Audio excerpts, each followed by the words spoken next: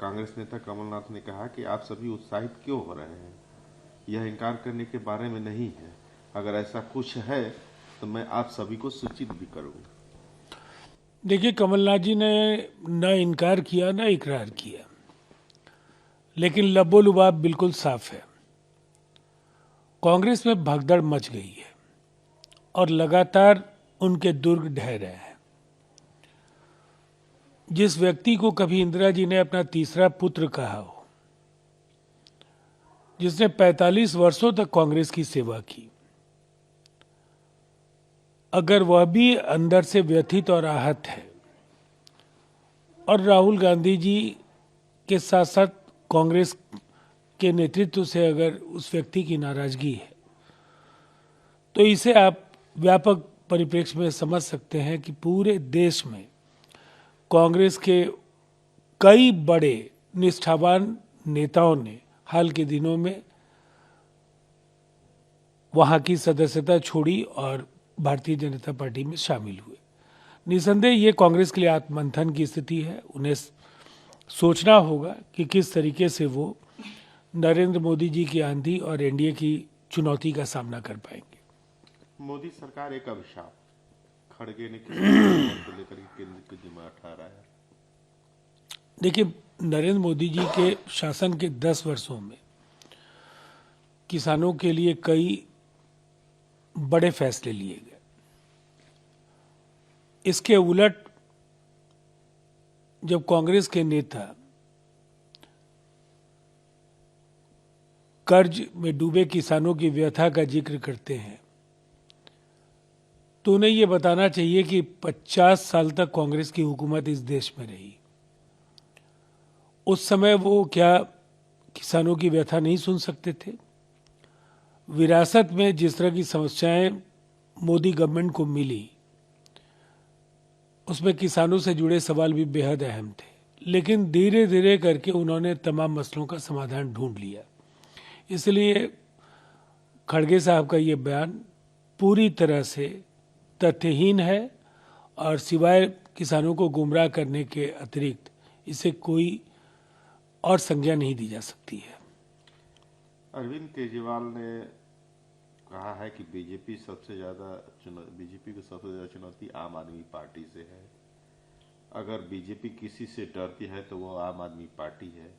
मैं पूरी जिम्मेदारी से कहना चाहता हूं कि अगर बीजेपी 2024 लोकसभा नहीं हारती है तो 2029 में आप जो है बीजेपी से मुक्त कर देगी।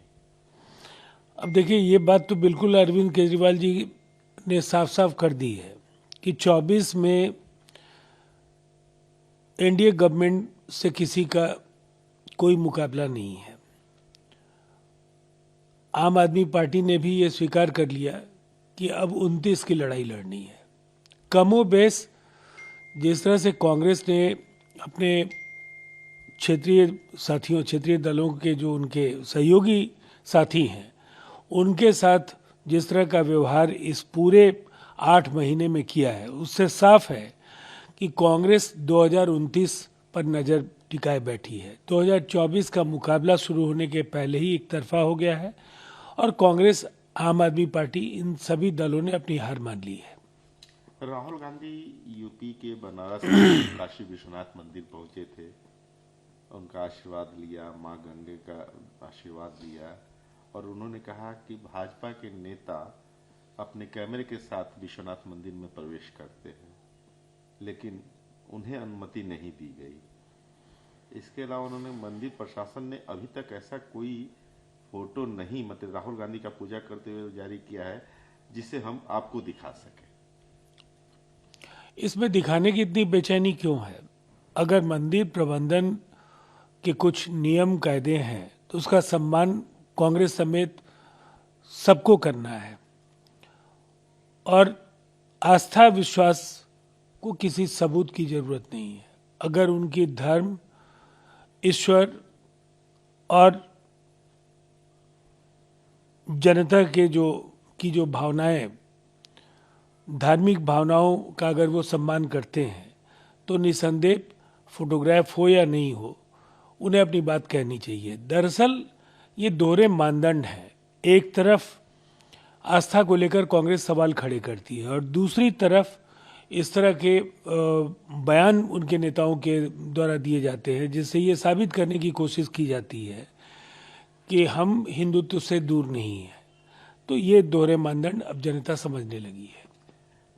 संदेश खाली हिंसा पर केंद्रीय मंत्री दर्शना जरदोश और बीजेपी नेता मिथुन चक्रवर्ती के बयान पर टीएमसी सदस्य कुणाल घोष ने कहा है कि मैं आपको धारा 356 लगाने की चुनौती देता हूं। इन हथकंडों से हमें डराने की कोशिश मत कीजिए। देखिए, बगैर आग के धुआं नहीं हो सकता है। संदेश खाली में कुछ तो ऐसा हुआ है जिससे मानवता शर्मसार हुई है। ममता बनर्जी और पश्चिम बंगाल सरकार के दावे चाहे जो भी हों, लेकिन एक अराजक स्थिति वहाँ है और खास करके आधी आबादी की मुश्किलें वहाँ काफ़ी बढ़ी हैं। और जब असमत दाव पर हो तो जनता कुछ भी स्वीकार करने के लिए तैयार नहीं होती है। ये हालात कहीं ना कहीं एक बड़ी पराजय की ओर टीएमसी को बढ़ने के लिए विवश कर रहे हैं और इसे रोक पाना शायद लगातार जिस तरह से प्रशासन और पार्टी पर नियंत्रण ममता जी का कमजोर हो रहा है उससे ये आसान नहीं होगा।